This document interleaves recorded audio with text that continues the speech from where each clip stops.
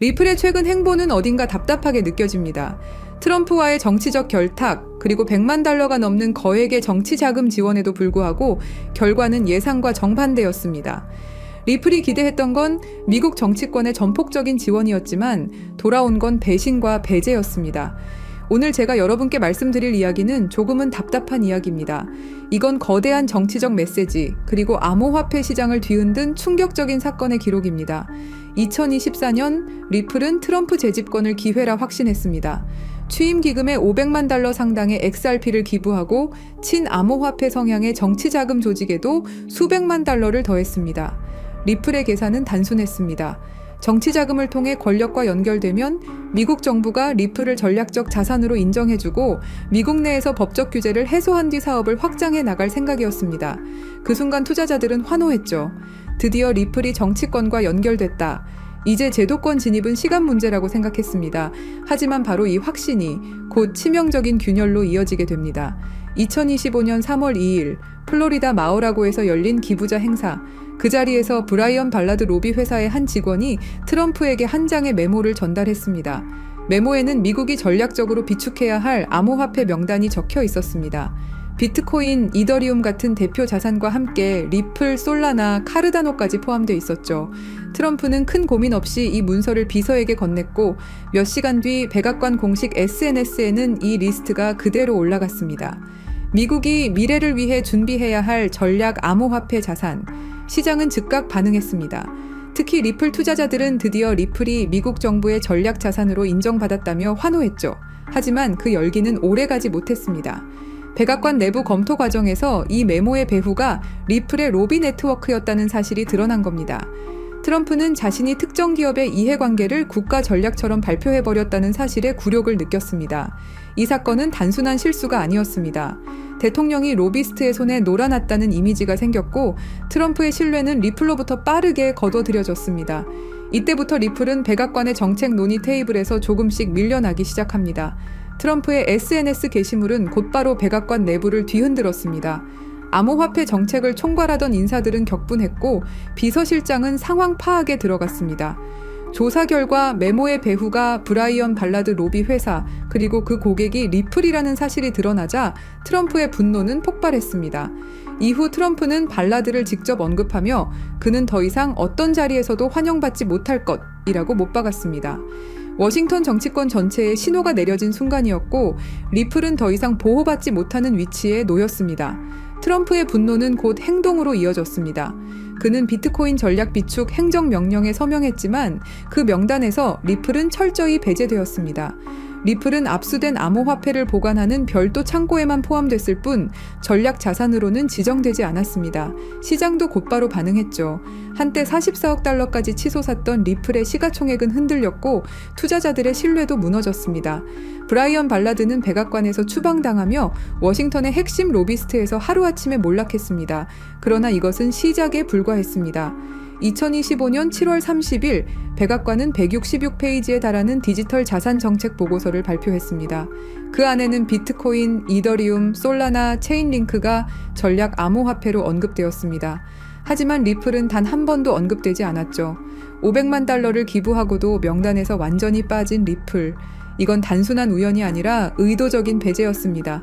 SEC 소송에서 승소했음에도 불구하고 리플의 가격은 $3를 지키지 못하고 무너졌습니다.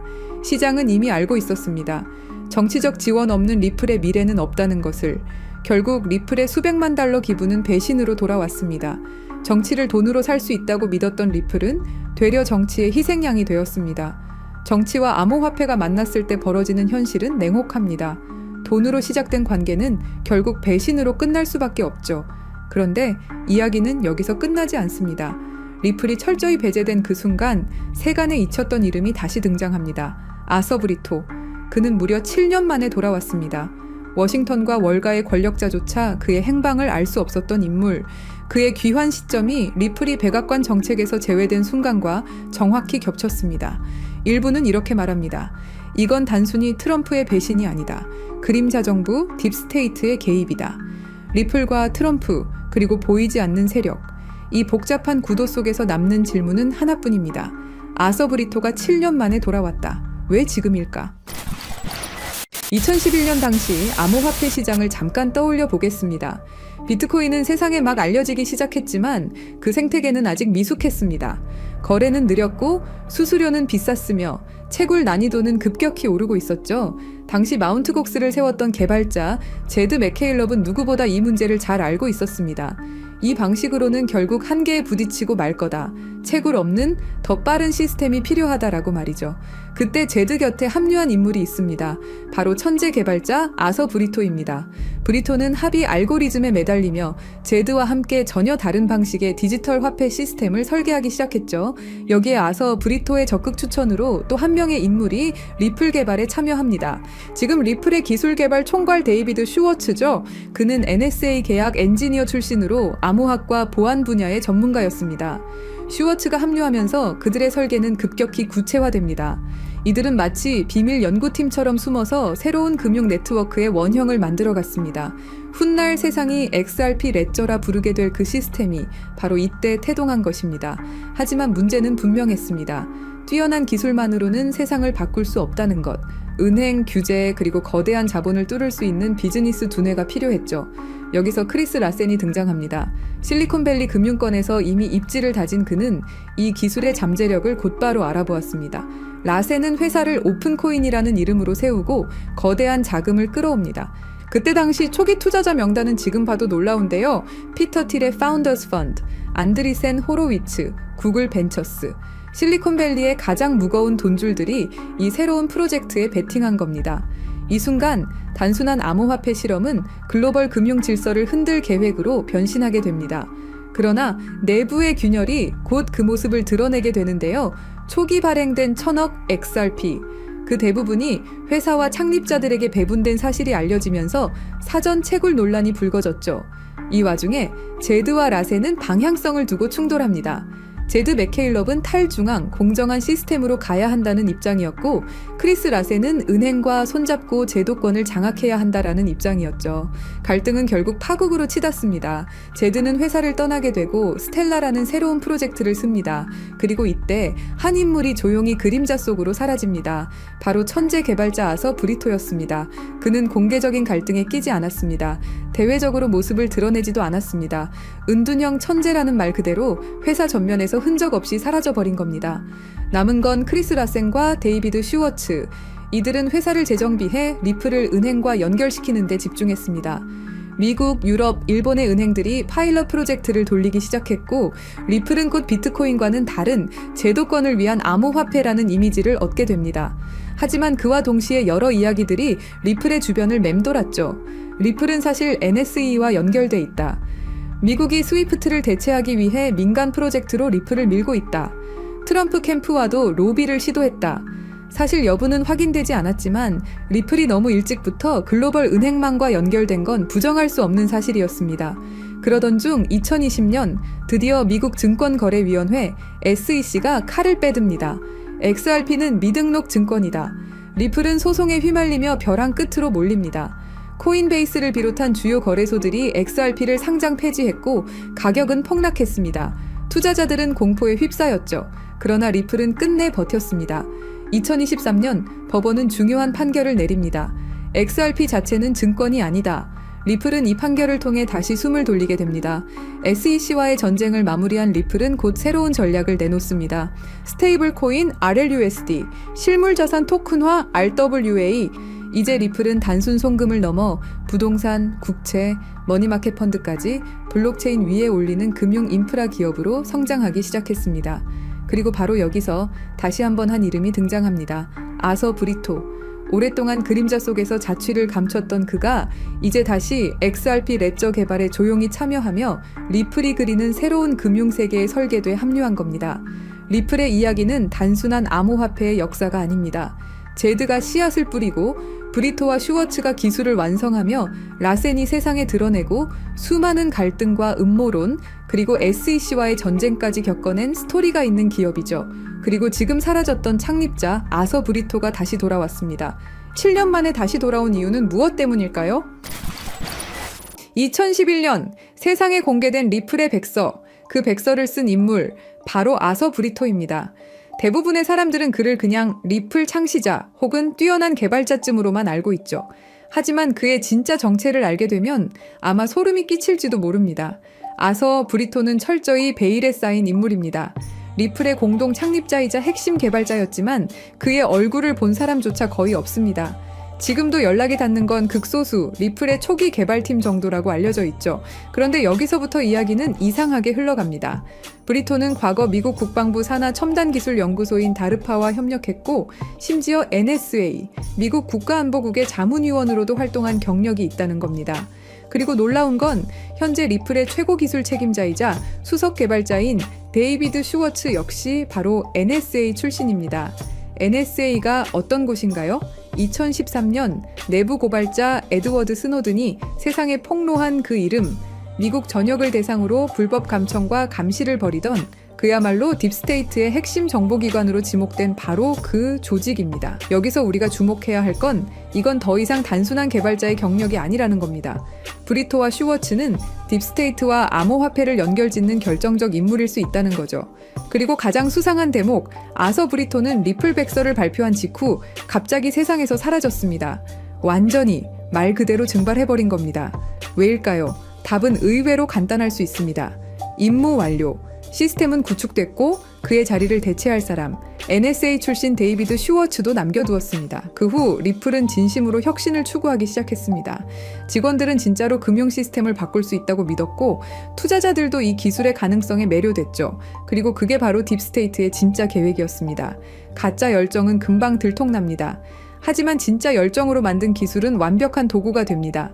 의심할 수 없게 되니까요. 리플이 성공할수록, 더 많은 은행들이 채택할수록, 더 많은 사람들이 신뢰할수록 그들의 계획은 조용히 그러나 치밀하게 완성되어 가고 있었던 겁니다.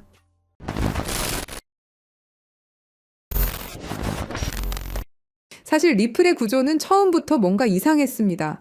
리플은 RPCA라는 방식으로 거래를 처리합니다. 쉽게 말해 전체 검증자 중 80%가 오케이 해야 거래가 승인되는 구조죠. 그런데 여기서 중요한 개념이 있습니다. 바로 UNL. 이게 무슨 말이냐면 믿을 수 있는 검증자 리스트를 따르는 구조라고 보시면 됩니다. 문제는 그 리스트를 누가 정하느냐는 거죠. 바로 기존 권력자들이 정합니다. 새로 들어오고 싶다면 허락을 받아야만 들어올 수 있습니다. 겉보기엔 마치 모두가 자유롭게 참여하는 개방된 시장 같지만 속을 들여다보면 결국 소수의 권력자들만 투표하는 시스템이죠. 국민 투표합니다 라고 해놓고 미리 짜인 대표들만 투표권을 갖고 있는 구조와 다를 바 없는 겁니다. 이 구조 자체가 딥스테이트가 설계한 통제 시스템일 가능성이 있다는 게 저의 생각입니다. 그리고 딥스테이트는 리플에게 계획적으로 시련을 주는데요. 바로 SEC의 소송이죠. 여기서 잘 한번 생각해 보시면 SEC는 수천 개가 넘는 코인들 중에 왜 하필 리플에게 소송을 걸었을까요? 이건 단순한 규제가 아니라 치밀하게 짜여진 스토리일지도 모릅니다. 리플은 정부와 맞서 싸우는 암호화폐다라는 이미지를 심어주는 거죠. 그래야 사람들에게 리플은 정부와 싸우는 코인이다라는 이미지를 심을 수 있으니까요. 그리고 여러분도 아시다시피 리플의 승리로 인해서 정부를 이긴 영웅처럼 포장되죠. 그렇다면 딥스테이트는 이 모든 시나리오를 어떤 힘이 있길래 가능하게 할 수 있었던 걸까요?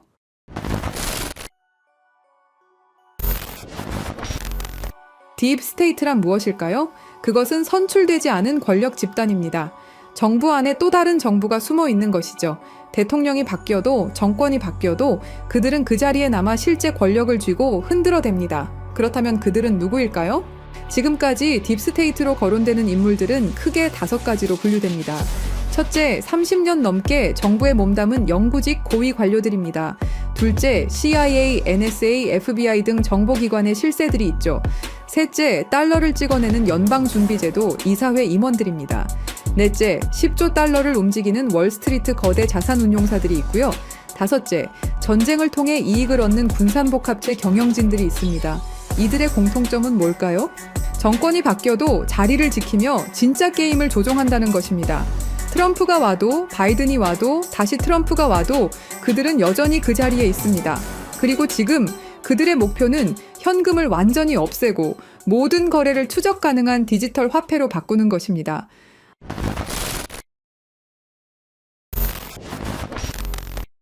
딥스테이트의 궁극적 목표는 현금을 완전히 없애고 모든 거래를 통제 가능한 디지털 화폐로 바꾸는 것입니다. 바로 CBDC 말이죠. CBDC가 왜 무서운지 설명드리자면 이건 단순한 디지털 화폐가 아닙니다. 디지털 감옥이라는 표현이 정확하죠. 모든 거래가 실시간으로 추적되고 정부가 마음대로 통제할 수 있습니다. 가장 무서운 건 프로그래머블 머니 기능입니다. 정부가 우리 돈에 직접 규칙을 심을 수 있다는 뜻인데요. 한국은행에서 실제로 공개한 예시를 보시면 CBDC를 사용할 경우 자녀 용돈 10만 원 중 2만 원은 오락비, 3만 원은 식비, 5만 원은 도서비로만 사용 가능하게 설정할 수 있다고 설명하죠. 예시는 부모가 자식에게 하는 거라고 하지만 이걸 국가와 국민으로 바꿔보면 어떨까요? 정부가 우리의 돈 사용처를 직접 정할 수도 있다라는 거죠. 일본 제품 사지 마라, 특정 지역에서만 써라, 3개월 후에는 자동으로 없어진다 같은 기능이 가능하다라는 겁니다. 상상만 해도 끔찍하죠. 그런데 이게 이미 현실이 된 곳이 있습니다. 바로 중국이죠. 중국의 사회 신용 시스템은 10억 대의 CCTV로 실시간 감시하면서 구매 내역 하나하나로 점수를 매깁니다. 담배 사면 감점, 기저귀 사면 가점, 점수가 낮으면 기차표도 살 수 없죠. 실제로 2020년까지 490만 명이 항공여행 금지, 165만 명이 기차여행 금지를 당했습니다. CBDC가 도입된다면 이런 일이 전 세계로 확산될 것이 분명하고요. 그렇게 된다면 모든 거래 실시간 추적, 언제든 계좌 동결 가능, 사용처를 정부가 제한, 돈의 유통기한 설정, 개인 신용점수에 따른 차별이 가능해지게 됩니다. 이게 딥스테이트가 100년 동안 꿈꿔온 완전 통제 사회죠.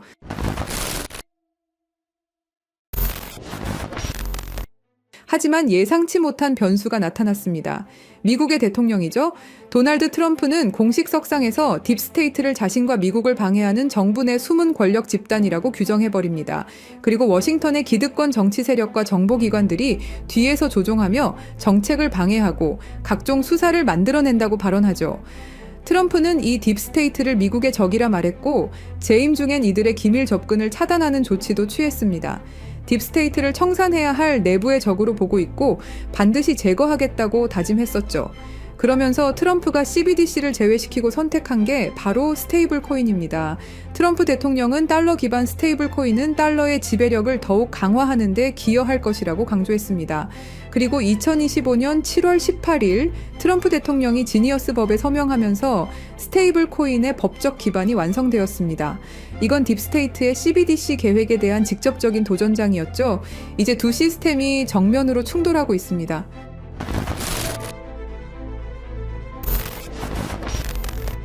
그래서 저희 팀은 지금 이 상황을 기회로 바꾸려고 합니다. 리플은 CBDC에 관련된 모든 프로젝트를 중단했고 공식 홈페이지에서 전면에 내세우던 CBDC 파트너십은 삭제됐죠.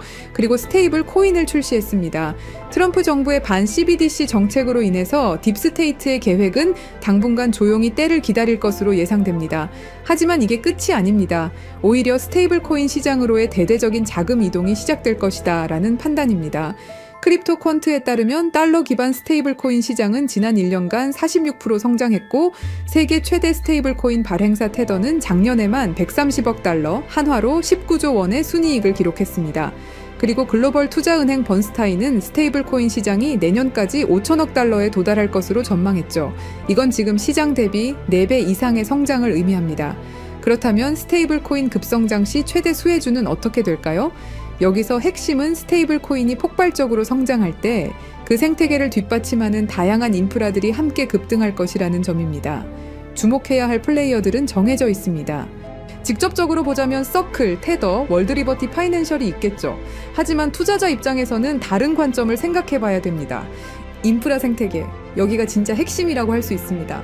스테이블 코인 거래량이 폭발하게 되면 뒷받침할 다양한 블록체인 생태계에 대한 수요가 기하급수적으로 증가할 겁니다.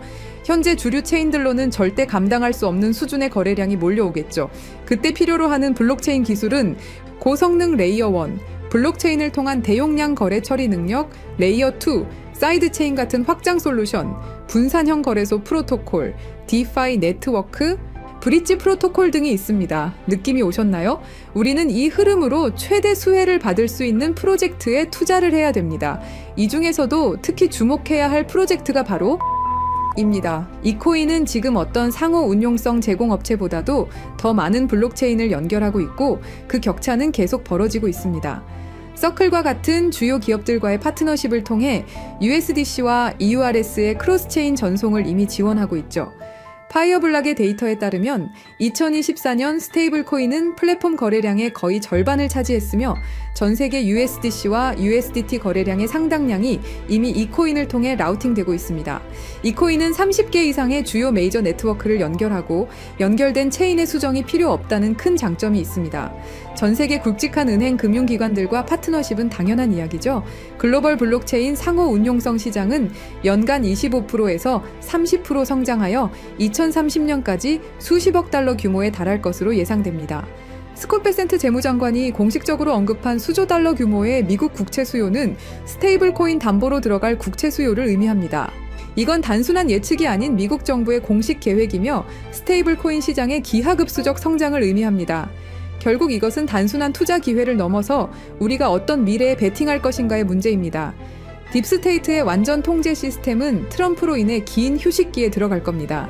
스테이블 코인이 CBDC를 완전히 대체하는 시나리오에서 그 막대한 생태계를 구성하는 핵심 인프라 프로젝트들이 상상을 초월하는 성장을 보일 것은 분명하죠. 스테이블 코인 생태계의 폭발적 성장과 함께 이 코인이 어떤 역할을 할지 함께 지켜보면 좋겠습니다. 그래서 이 중요한 정보를 구독자 여러분께 공유해 드리려고 하는데요. 공유 드리기 전에 아직도 안 누르셨다면 구독과 좋아요로 저희 채널에 힘을 더해 주시길 부탁드리겠습니다. 그리고 이 정보가 정말 필요하다고 느끼는 분들은 설명란에 있는 네이버 폼에 신청을 남겨주시면 확인되는 분들부터 차례대로 직접 안내드리겠습니다. CBDC는 통제사회로 가는 지름길이고 개인의 금융 자유를 제한하는 프로젝트입니다. 우리는 어떻게든 막아내야 합니다. 끝까지 시청해주셔서 감사합니다.